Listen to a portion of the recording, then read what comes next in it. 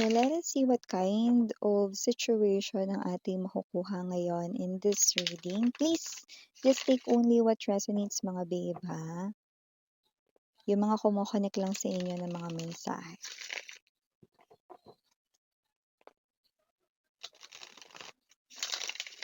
Uy, nadala natin agad. So, tingnan natin, no? Ito, para kanina ito, sana makaresonate ka. Ikaw na nanonood ngayon, babe.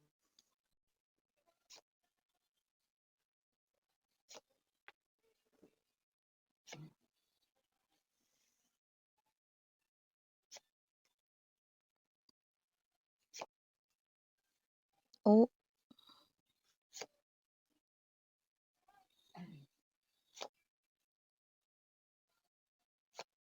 hmm. Well, bakit? Why?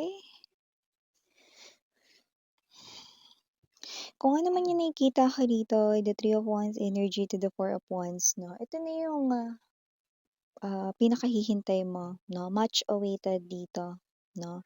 Na sitwasyon, no? It could be a confession of someone here that you love, but it looks like parang may energy ng hindi pwede. Bakit hindi pwede? Okay?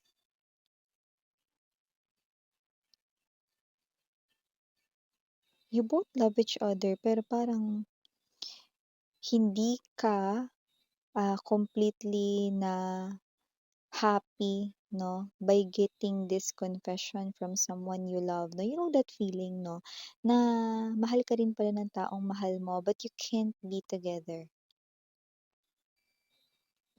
Four of Cups, may pumapagitna sa inyo. Ayan, no, nakita mo. May pumapagitna sa inyo. You both love each other, walang tapon. But you're saying that you can't be together.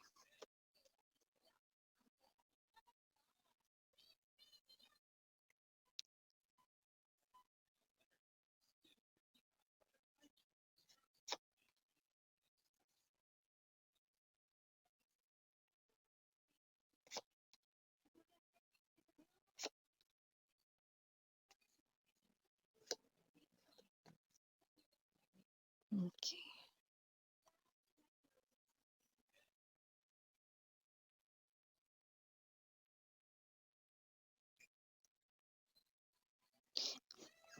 Maraming dahilan, no, kung bakit hindi pwedeng magsama ang dalawang taong nagmamahalan, no. With the World card energy, ito ay isang klase, no, ng sitwasyon na hindi mababaw. This is what I call Six of Coins energy to the World card energy, complicated. Yung hindi mababaw, yung level ay difficult, hard, no, yun talaga. So I do pick up that whoever it is, no, there's a reason why you can't be together. Okay? So, yung iba, pwedeng ito ay meron ditong mga tumututol, humahadlang, dahilan na hindi pwedeng mabago ng mabilisan. Bagay na hindi pwedeng tuldukan, bagay na hindi madali, bagay na talagang sadyang nagpapahiwalay sa inyong dalawa. Pero ang inyong puso ay pinupull back lang kayo ulit sa isa't isa. Hindi malaman anong dapat na gawin, sinusubukang intindihin at pigilin ng damdamin, pero ano nga bang magagawa kung siya talaga ang gusto mo rito, ang minamahal mo rito, ang wagi sa puso mo. Wala. Okay? Hindi mo pwedeng turuan yung sarili mo magmahal ng iba dahil itong tao na 'to ay mahal ka rin at nagmamahalan kayong dalawa. Hindi ko alam kung anong komplikadong bagay dahil marami kayo ritong mga energies, 'no? Pero, collective, okay? Babe, okay, ito yung bagay na parang hindi puwede. Like let's say ang daming rason kung ba't kayo hindi puwedeng magsama nito at mabigat yung rason na yun. Okay? Whatever that is, okay, let's keep it that way. Pero whatever that is, I hope na hindi yan yung bagay na makakapagdala ng kalungkutan habang buhay sa'yo. You see, okay, this person here loves you too. Okay? And I think that's what important, 'di ba? Yung mahal ka niya, mahal mo siya. But you can't be together because there are things. Okay? At sana hindi yung mga tao ang hadlang, no? Kasi gusto ko lang sabihin sa inyo na kung tao ang hadlang sa iba sa inyo, pakailan ba nila? 'Di ba? Kung yan yung mga mabababaw na mga tsismoso-tsismoso sa paligid, then so be it, 'di ba? Eh, ano naman, pag-usapan niyo kami, bahala kayo sa buhay niyo, 'yan. So, as long as dito mga babes 'no, ayaw ninyong maka-hurt ng feelings ng iba, sana hindi yung sarili ninyo yung nasasaktan dito. Kasi nakita ko with the Six of Coins energy in reverse and the Queen of Cups, walang pinaka nasasaktan dito, kundi ikaw. Kayong dalawa. Okay? So, if you think na 'pag nagpatuloy ang relasyon ninyong dalawa 'no, ito ay isang malaking pagkakamali 'no, ano man ito, hindi lang ito tungkol sa, kasi miss yan may person na siya 'no, it's not just about that. There are a lot of things 'no, maraming rason dito. World signifies 'no, or nakikita ko yan na iba-iba yung kategorya ng dahilan. May tutol dito, may bagay na hindi agad-agad mababago. Okay, pero I hope hindi ikaw yung pinaka-nasasaktan dito, hindi kayong dalawa because love supposedly ay hindi dapat nakakasakit, 'di ba? Huwag nating i-ano na sana sa susunod na buhay kaming dalawa na hindi ngayon, 'di ba? Ngayon pinag-uusapan natin dito mare 'no. Kuha mo nga ako ng isang case dun, nag-inuman 'no. Ngayon pinag-usapan natin dito mare, 'di ba? Hindi yun sa susunod na habang buhay dapat kami na, hindi 'no, okey? Ngayon kayo nagtagpo at may dahilan kung bakit kayo nagtagpo, hindi ito wala lang dahil nandito ang ating ultimate bartender, the temperance it is, okey? So, akala ninyo wala ng tapos 'tong problema na 'to 'no, kailangan ninyo ritong maging isa, okey? Huwag niyong itulak palayo yung isa't isa, may solusyon dito. Naglabasan dito mga babes 'no, yung mga indikasyon na hindi ito ang, ending ng inyong koneksyon, okey, ilaban niyo, okey? Mamaya natin pagpapatuloy ito, batiin muna natin everybody 'no, masyadong seryoso yung ating reading ngayon mare 'no. So, hi and hello there everyone. My name is Yan. Welcome new subscribers. Returning is Tambayos ko. Thank you so much. At Puyaters, maraming salamat. Kung di nyo pa alam, may papunta yung other channel link down below sa ating description box na at araw-araw ay nag-upload din tayong collective readings for all signs there. At yun nga, wala tayong gender dito. And of course, timeless tayo dito, no? Pwede nangyayari na to ngayon, which is high chance. Okay? Sa iba tapos na. Sa iba nang mangyayari pa lang. Okay? So, kung sino man 'tong energy na 'to 'no, ito na yung pinakahihintay mo 'no, pero parang sinasabi mo rito hindi puwede maging kami, hindi kami puwede magkatuluyan, miss 'yan, ganito, ganyan, 'yan, okey. With the Four of Cups energy, wala akong nakikita rito na may tapon kasi mahal mo siya, mahal ka rin niya. Nakikita ko lang dito 'no ay, meron kayong inaalala, bagay na mahirap na alisin, parang isang malaking tabla sa pagitan ninyong dalawa, 'no, isang mataas na wall yung nakikita ko dito. Pero gusto ko rin sabihin sa inyo na walang nagkataon sa earth. There is no such thing na random lang nangyari. This is something here na malaking pagsubok sa inyong relationship 'no. You need to find a way out of this. Because with the Six of Wands, hindi pa huli yung lahat. Kaya pa bang maghintay pa more?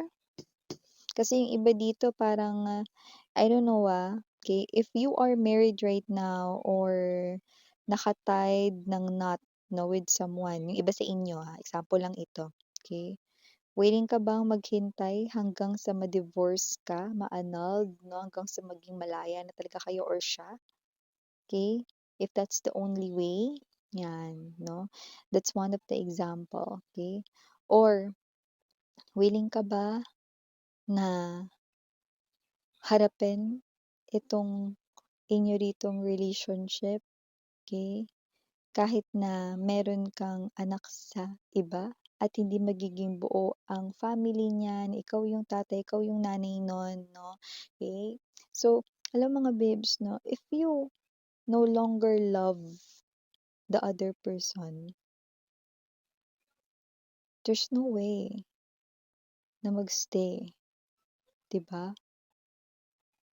Don't let the child, okay? Kasi hindi naman ibig sabihin na komo, 'di ba? Hindi na kayo okay nung person, eh. So, you still want to stay? Is that what you call family? Okay?